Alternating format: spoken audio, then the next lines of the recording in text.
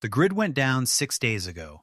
You're standing at the edge of a chain link fence topped with razor wire, staring across a mile of flat tarmac at a building the size of a small city.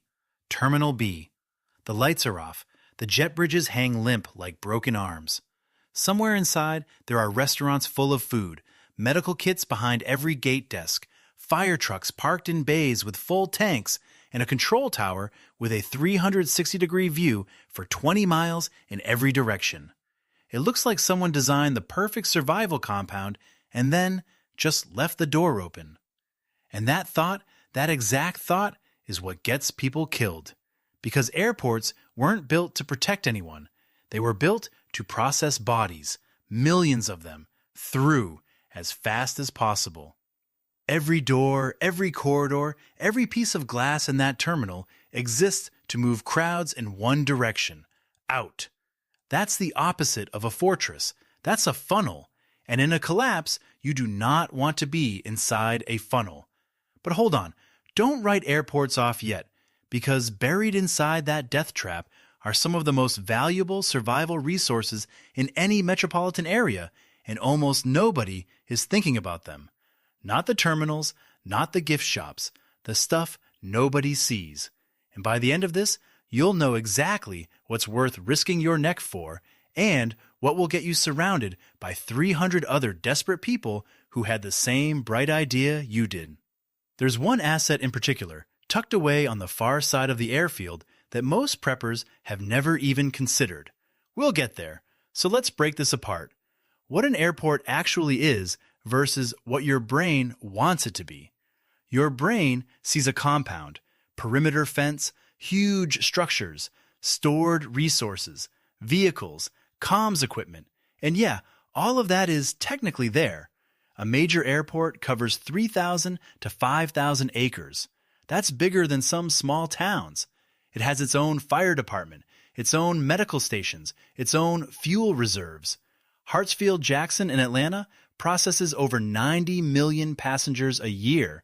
The infrastructure to support that kind of throughput is staggering. Your brain looks at all that and thinks, gold mine. And your brain is wrong. Mostly.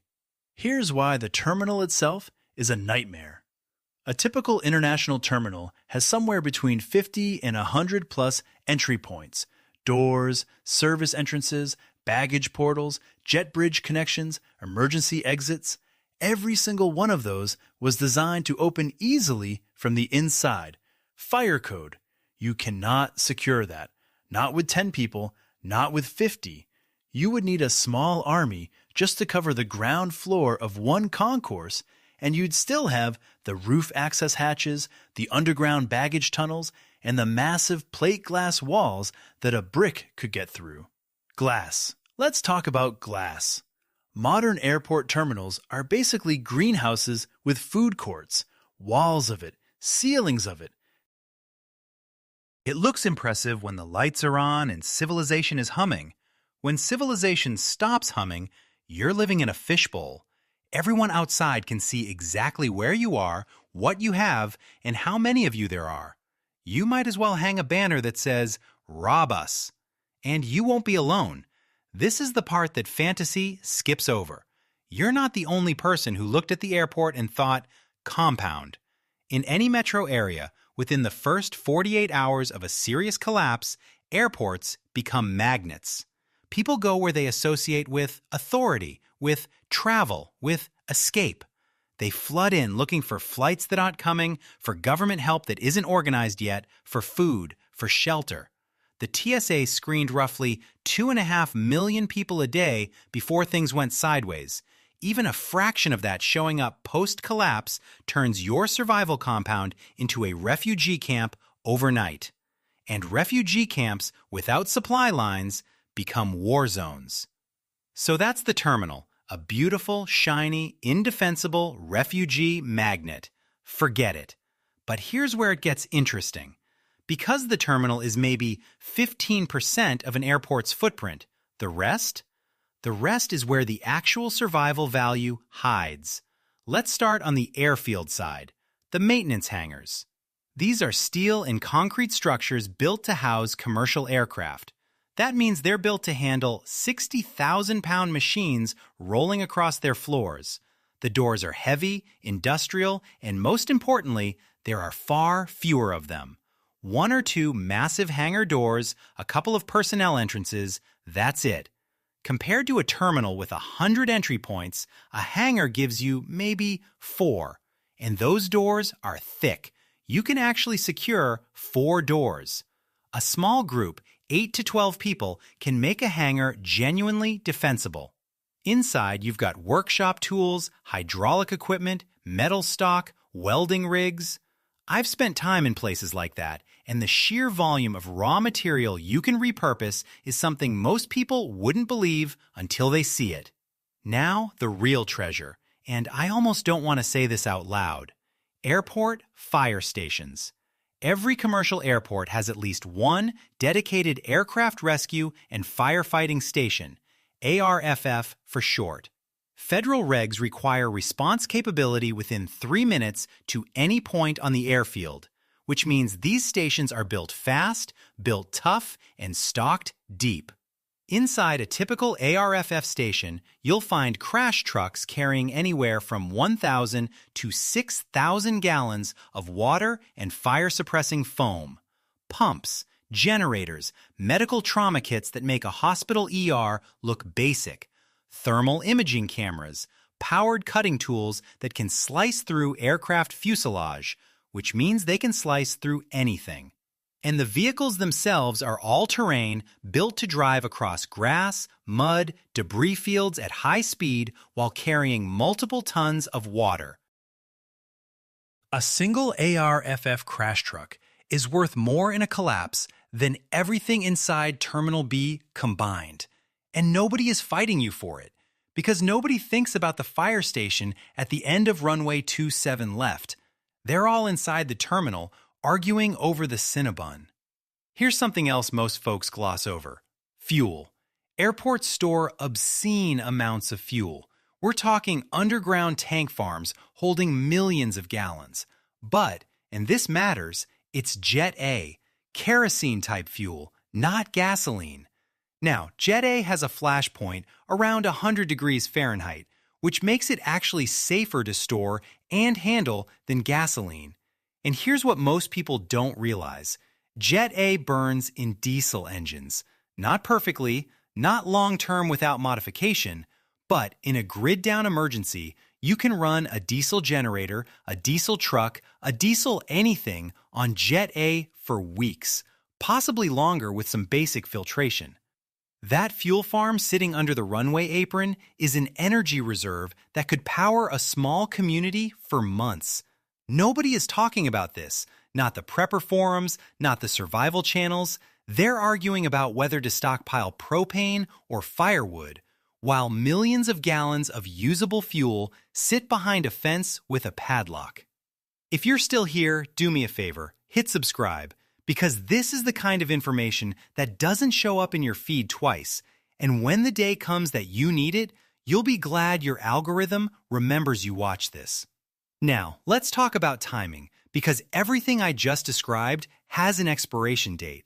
The value of an airport as a resource site follows a brutal curve. In the first 0 to 24 hours after a major collapse event, the airport is chaos. Panicked crowds, overwhelmed staff, possibly still some law enforcement or military presence. You do not want to be there.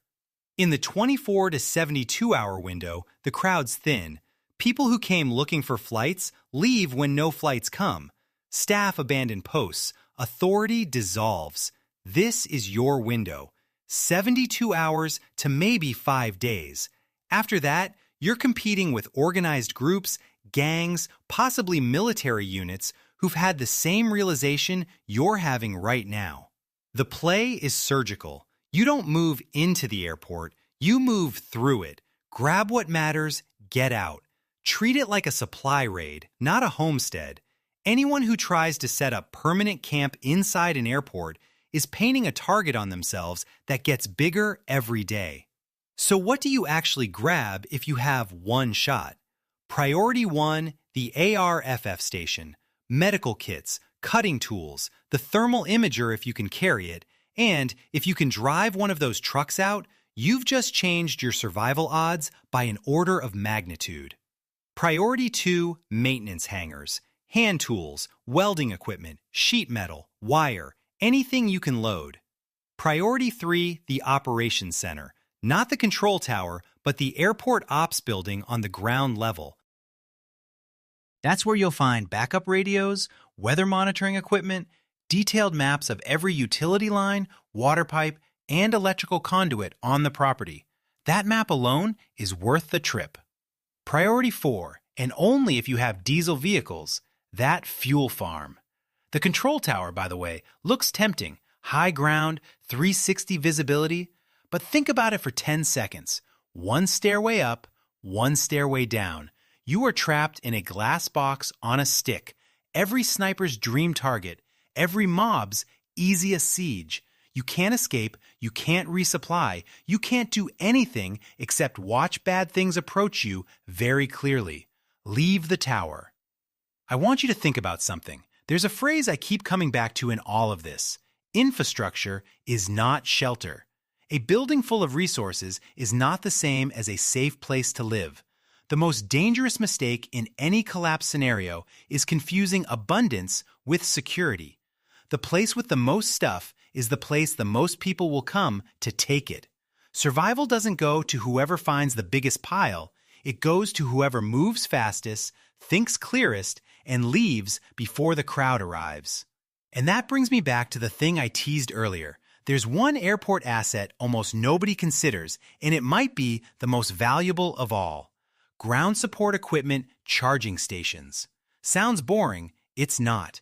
These stations are essentially industrial-grade electrical infrastructure with solar backup systems that many major airports installed in the last decade as part of green initiatives. We're talking solar panel arrays, battery storage banks, and inverter systems designed to charge entire fleets of electric tugs and belt loaders. Rip that solar array off the roof of a GSE shed, take the battery bank and the inverter, and you've just acquired a functioning off-grid power system that was engineered to run outdoors in all weather. That setup commercially would cost you $40,000 to $60,000. It's sitting there on the service road behind Concourse C, and not a single soul is thinking about it. Here's the science behind why all of this matters. In any prolonged grid-down scenario, the three things that determine survival past the first month are water access, caloric intake, and energy. Water you can source and purify. Food you can hunt, forage, grow. But energy? Reliable electrical energy for communication, medical equipment, water purification, security lighting? That's the bottleneck that kills communities. It's the resource that separates groups that stabilize from groups that spiral. And airports, because they were built as self-contained cities with redundant power systems, contain more extractable energy infrastructure per square mile than almost any other civilian facility in existence. Not the Pentagon, not a hospital, an airport. So, the terminal where your eyes go first? Skip it. The fire station nobody notices? That's the prize. The hangars everyone walks past? That's your workshop. The fuel nobody thinks works in their truck? It does. The solar charging station for baggage carts? That's your grid-down power plant. The collapse doesn't reward the people who find the biggest building and lock the door. It rewards the ones who see what everyone else walks past, take what actually matters, and vanish before the crowd figures it out. Knowledge is the only supply that weighs nothing and never runs out. Now you know what an airport is really worth, and more importantly, you know what it's not. So if you found value in this, and I think you did because you're still here, drop a comment and tell me, what's the one overlooked location near you that you think everybody's sleeping on? I genuinely want to know. Some of you live near places that would change the game, and the rest of us could learn from it. Subscribe, because the next one goes deeper than this, and I'd hate for you to miss it when the algorithm decides to bury it. Stay sharp, move fast, think different.